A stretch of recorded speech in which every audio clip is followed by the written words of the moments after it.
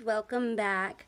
So I'd like to start by saying that this has been asked of me quite a bit lately. So this is a self-love jar. Bear in mind there are going to be at the end some information for anxiety and depression additives that you can put into the jar. Please bear in mind that those are not substitutes for medical advice. If you are on medication or under medical care, do not substitute that medical advice or that medical care for anything that you find online, ever. I am not a doctor. I am not an expert at medical anything. That being said, here we go. All right. So the first thing that we do is we bless and cleanse our jar, as you saw in a previous video. These are the basic herbs that I prefer to use. There are other herbs and crystals that you can use. Always, always, always stick with your intuition. Always, always, always go for what you feel is best for you. Do your research. Make sure that the self-love jar is how you want it. So, that being said, the first thing I do is my petition paper. I prefer pink paper for a self-love jar. You can use white paper, purple paper, whatever color paper calls out to you. The most important thing is, as with any other petition paper, is that these machine cut edges are hand ripped off, and you are stating your intentions as you are hand ripping them off. With that being said, then we grab our jar, set up our jar. We make our petition paper. Our petition paper should include our name and date of birth 9 times. Turn it 1/4 turn clockwise, very important, and then write all of our intentions down the paper. And then we are going to fold that up real nice and tight and small, put it into our palm, and we are going to bless and activate that. And we are going to intention that paper so that it holds all of the intention that we have for this spell jar, and then we are going to put it into the jar. I prefer, for my next step, to put my crystals before my herbs. You can put your herbs before your crystals. The steps taken are not as important as putting in the things that you want to intention into the jar, and to make sure that they are properly intentioned. So each of the things here would be blessed, activated with the intentions that I have placed on my intention paper as well, so that they can aid in my self-love. I prefer on a basic self-love jar to put mint, pink or red rosebuds. Sometimes I use yellow. Yellow is also a good one. Pink is my go-to for self-love. Cinnamon. I prefer to use both ground cinnamon and cinnamon sticks. You can choose one or the other. Jasmine flower I really like for self-love jars. Lavender buds, and white sage crumbles. Those are the herbs that I prefer for a basic self-love jar. I also use rose quartz, amethyst, and clear quartz. I use the size crystals according to the jar that I'm using. And for the candles that I use for this, I use both purple and pink. If I'm doing just self-love, I use just pink. I always add an anti-anxiety, so I use the purple as well.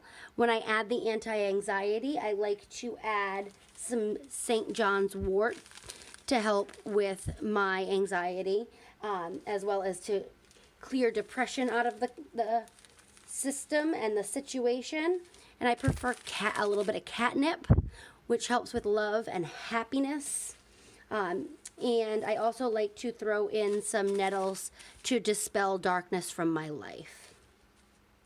Another thing that I like to throw in there, if you are working with a depression or anxiety portion to your self-love spell, is chamomile, just to bring some calming in for you.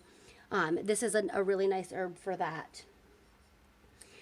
All right, so these are all your basics. So what I do to put this together is, again, I intention my intention paper and I put that in. I put in my crystals one at a time as I intention them, and I put them in my jar. I put my herbs in one at a time. Again, order does not matter in this particular jar or spell. I put them into them there, and I intention them individually and put them in. The next thing that I do, and this is for my personal experience that I really like, I wear perfume that I really, really like, and I only wear one perfume.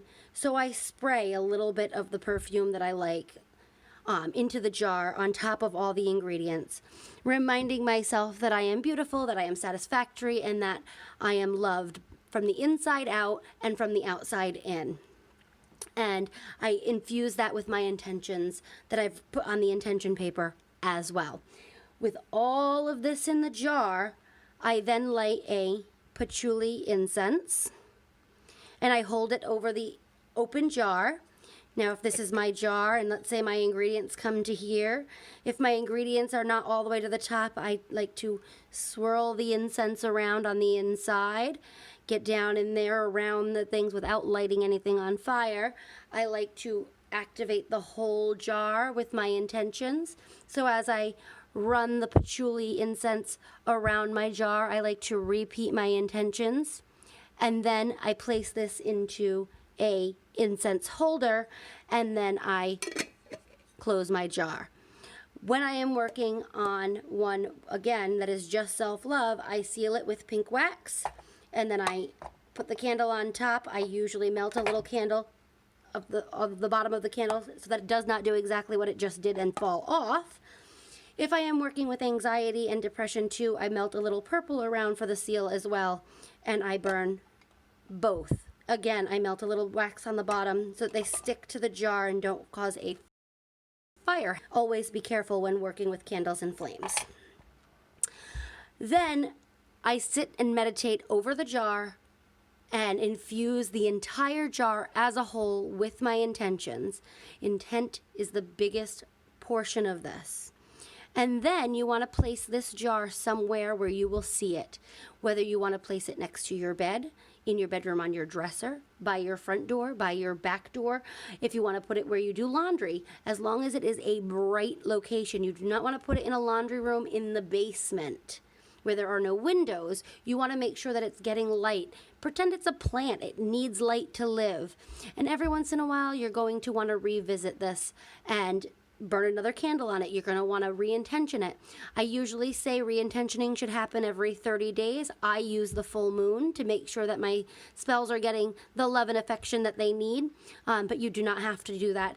You want to check your moon cycles if that's something that you work with, and go from there.